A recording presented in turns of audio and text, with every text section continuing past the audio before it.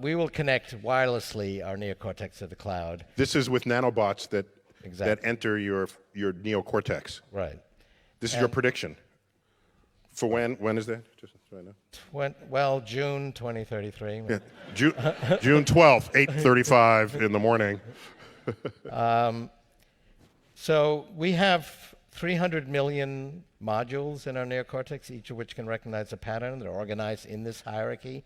We create that hierarchy with our own thinking. But it's 300 million. So is that a big number or a little? Well, it was big enough for us to invent language and physics. But it's also limited when you realize how long it takes to read a book or learn a language. We will be able to expand that. And that expansion will not be a one-shot deal. It'll be connected to the cloud. The cloud is pure information technology. One of my themes is that information technology grows exponentially. It roughly doubles in power every year. That's what the cloud is doing. The cloud is twice as powerful every year. And when we can connect and expand our neocortex in the cloud, it will expand without limit. And so we'll be funnier, and we'll be sexier, and it'll be harder for you to win this prize again.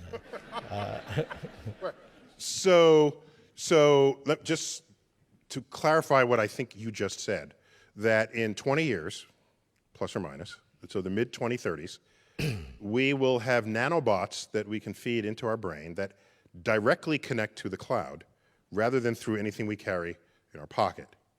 And in that way, wirelessly, we can basically download entire books, entire languages, and we will then know these things just by the act of downloading them. Well, that's one implication. Into our brains. But we'll have more neocortex. So we won't be limited to a mere 300 million pattern modules. We'll have billions or 10 billion. What, biologically, or just simply because we have these nanobots? We'll have this extension that's non-biological. Non-biological, right. So I mean, this would be pretty useless if it didn't have an extension. I mean, you know, when you access all of Google. Yes, it would just be a gaming device otherwise, right. You know, you can access all of knowledge and. No, I got that. So isn't this like the scene in The Matrix where they sit in the chair and they upload?